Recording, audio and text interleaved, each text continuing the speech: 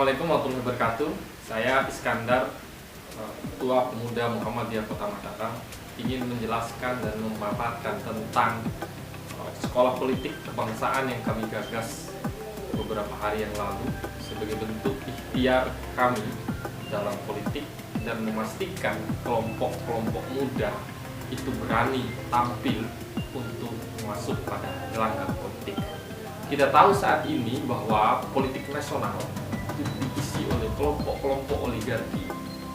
Ini sangat terlihat ketika pemerintah saat ini, rejim yang berkuasa, ketika kebijakannya dikeluarkan, walau itu tidak populis, walau itu tidak pro rakyat, tapi mayoritas kelompok anggota DPR itu berdiri di belakang kebijakan yang tidak pro rakyat tersebut.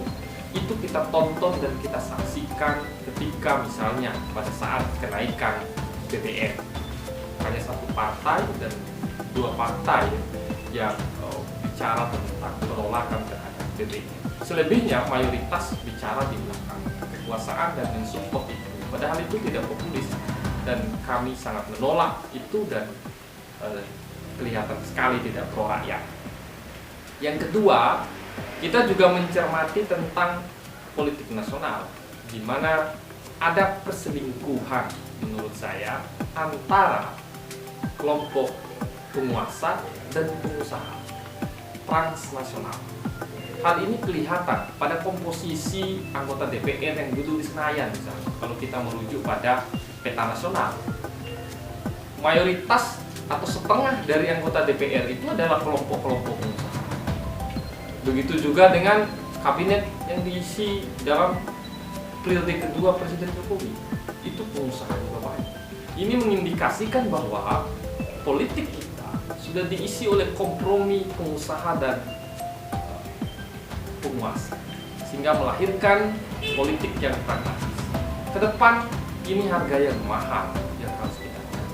Karena tidak mungkin anak muda seperti saya misalnya, dengan kemampuan bicara saja, dengan kemampuan dan kemapanan idealisme saja, lalu bertarung dalam partai politik, bertarung dalam arena politik, jadi kecil kemungkinan akan kalah. Karena yang kita lawan itu adalah kekuasaan materialistik yang tinggi. Akan banyak orang-orang yang munculan, tidak pernah kampanye, tidak pernah turun, tapi jadi. Ya karena dia punya kekuasaan. Money politik dilegalkan dengan segala macam cara.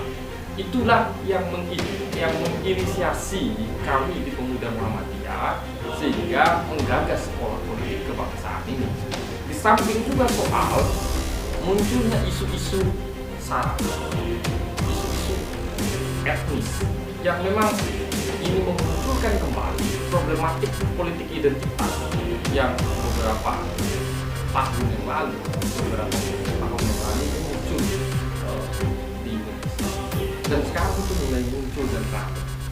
Blok-blok antara suku, agama mulai kental dan dijadikan sebagai bahan politik untuk menarik suara, untuk menaikkan elektoral dan untuk mempercepat popularitas calon.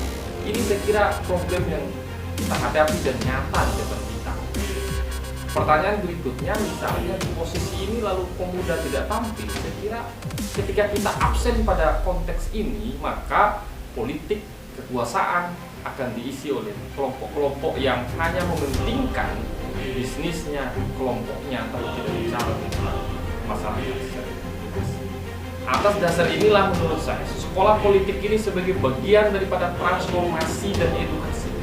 Kami ingin mengedukasi, merasionalisasi kepada kelompok-kelompok muda yang punya bakat, aktivis, vokal, yang untuk tampil dan mengambil bagian. Kalau anak muda tidak mengisi politik ini, maka akan terjadi kekosongan kepemimpinan di masa yang akan datang.